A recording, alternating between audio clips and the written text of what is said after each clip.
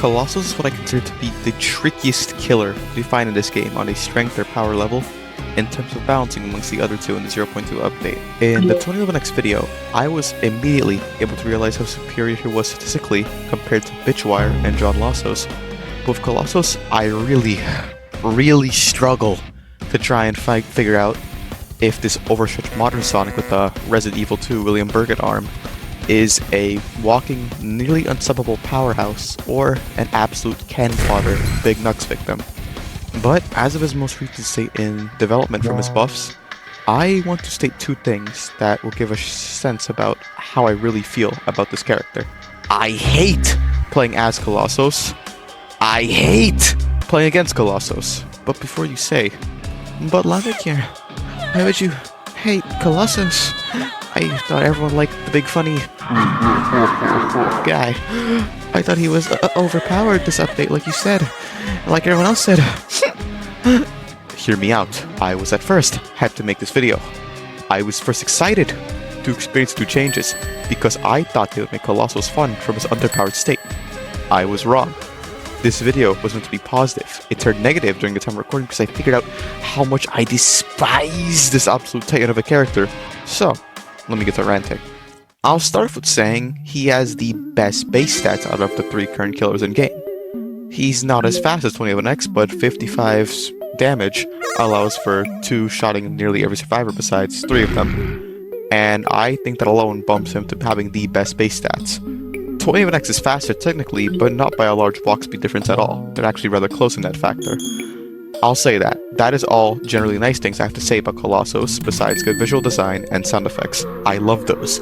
This guy encapsulates the fear factor best in the game in my opinion, so he gets an award in that department, I suppose. I'll start from left to right on the ability slider, so we start with Charge. Charge is Colossus' best movement ability. I consider this ability used for mobility instead of damaging due to how inconsistent it is at actually damaging survivors. On paper, it sounds friggin' tough until you realize it can't finish off survivors. And there are 4 characters in this game who are able to knock you out of charge or immobilize you during it. It's so much pressure using the move. If Knuckles wants to counter you, Eggman wants to run in and use his shield, Silver wants to suspense you mid-charge and cut off a lot of time during it, and if BlazBlue wants to just knock you back infinitely with Flamethrow. However, Charge is not a completely bad ability. It's still Colossus' best tool in horizontal movement across the map, and is really helpful to catch up to survivor movement abilities, such as Eggman's jetpack boost, or Sonic's drop dash. In fact, it is your best friend in Elements as a whole, to catch up to people, like if Sonic uses drop dash to get away, and you charge to catch up to him. Besides Mystic Cave, but we'll get into that later. And well, it isn't as free in control of movement like 2011X's invisibility or charge. It is still really helpful to get around and try to corner or separate survivors with the fact you pick them up. However, I do not like the end lag that is guaranteed after charge. I find it acceptable that charge grants you end lag after a successful hit to prevent comboing, but even if missing, you're still hit with that pretty nasty end lag to allow survivors to gain quite a distance from you and cooldown recovery on their abilities, while you're just limping over them, unable to use any ability because you're stuck in end lag because you hit a random invisible wall or a random torch on Angel Island. This risk of end lag just makes Charge have way too much risk for reward for 40 damage and reaching survivors, stacked on the top of the 4 survivors I just mentioned who could completely fuck up your charge. Grab is way too convenient in Chase Man, and it's what I consider Colossus' insta-kill move on most survivors.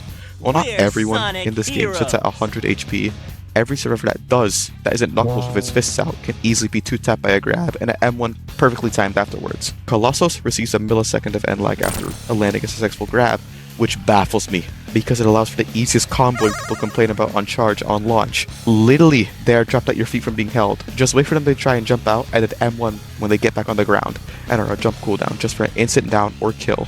Only 80% of the survivors cast. I hate going up against this ability as a survivor. It's such a cheap move to win a chase.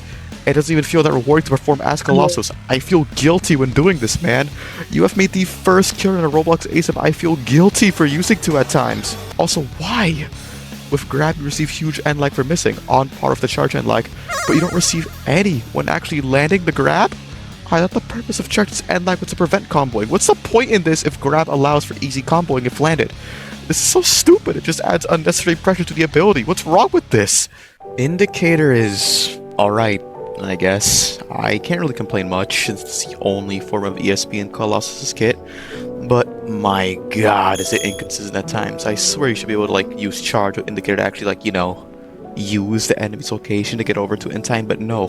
You're given the non-down survivor's location for a few seconds, and if they're across the map, good luck finding them if they haven't changed positions. The lack of directionality this gives during the final few survivors who typically hide away in the end game of the match leaves most matches Colossus just spending time finding people instead of killing or being in chase. Honestly, could never be God's trickery. Really helpful too in the LMS. However, I like how CD is reduced, so Colossus can nearly always know where the survivor is during LMS, which is why I called it very useful there. Counter is the most miserable move I've ever experienced using in a Roblox hate sim. I'll say that flat out. It is barely enough to counteract the 8 stunners in this game and is miserable on the receiving end as a survivor. There should not be an ability in this game that can flat out damage you for wanting to stun the killer, especially one that deals, like what, half your HP because it guarantees an M1 afterwards. You have to fight back eventually against the killer in this game because the killer is always more mobile than you in this game. There is no stamina, there is no looping for years. This game is the disaster reincarnated as gameplay. I shouldn't use my ability just to be bitch slapped and dealt 55 damage and then have the cooldown reset because I tried to kill the killer. This effectively kills most survivors in chase because unlike with a grab having an instant follow-up, you could still use abilities afterwards to prevent this instant follow-up, hopefully. Counter also fails at being the stun reduction Colossus desperately needs. Despite popular argument, ugh, I'm not stunning that big dude, oh my god, I love this joke so much on TikTok comments. It's helpful for Blaze and for tiptoeing into Amy's hammer when it remains on the floor, but that's it. Knuckles and Tails can just wait that shit out, so can actually both stunners with dash attacks. It is helpful when Metal Sonic or Sonic try to dash at you from afar thinking they're slick, but when you see them coming, these opportunities are rare, especially with Sonic having a lot more freedom with their movement with their drop dash. It feels more like the fuck you move for the one stunner that managed to use it successfully on, but what weight does that hold when this game holds 8 of those? Potentially 7 or more to deal with after counteracting just 1. I feel like out of all abilities in Colossus' kit, Counter is the only one that truly needs to be either reworked or replaced. It is not fun to play against, nor is it impactful enough to stop Colossus from being a stun sponge. 21X has 2 iframe moves to tap into, and Tripwire plays his game in the gravity coil a lot. Kolossos, when on cooldown for counter, has no counterplay besides, I guess, charge, because it has iframes after you fully use it, besides running into Knuckles. Maybe the adaptation path will change this. Hopefully, if this game even lives to see February. I pray for you, Romeo. This guy is also a map-dependent merchant, I swear. He's only good on like 2.5 maps. Ex's Castle, You Can't Run, and sometimes Angel Island. It is an eyesore on that map when using charge. Best of luck playing this fucker on Mystic Cave and Green Hill, especially on Mystic Cave. The changes they made that map to better suit Colossus had barely helped in the slightest. This map is still horribly designed for killers. I think you can see why I hate playing this guy now. I've already expressed my frustrations with certain abilities playing against him, so I'll break down everything I've just basically said throughout this whole video. He is very peer pressured by N-like at his moveset. His charge is extremely counterable by a good chunk of the cast. He is extremely map dependent. He has no viable form of stun immunity, protection, or punishment. Well, besides counter, but I already explained what's bad about counter. He relies too much on random bullshit. Indicator is your only ESP ability. These factors put way too much peer pressure on this killer when he's supposed to be the rushdown brute of the game. But even as a brute, I find him, as a killer, played with the most caution because of how easily he could be stunned despite being the only ability in this game with the... he has the only ability in this game that is dedicated to prevent stuns. That's meant to punish stuns. So why do I have to tiptoe around Knuckles whenever he's ready to punch, or I have to tiptoe around Knuckles whenever he's gonna counter my charge? What the fuck? I don't think the development team knew what they're doing when implementing these most recent buffs because they barely changed anything about its previous states. I think the team didn't acknowledge what made Colossus bad was the fact he was extremely susceptible to stuns, and stun stacking especially. And there's almost nothing he can do about it. And I think that's a very large issue in his kit that is overlooked by the community. He's still a very good new player stomper, don't get me wrong, but you are in hell when up against experienced players who generally know how to play against his kit. A good Knuckles or Eggman will thrash you. I don't want to drag this on forever, so here's like the survivor tier list against him, and here's the LMS tier list, and I'm actually gonna go work on the other video. Goodbye. Bye, Colossus. See you next week.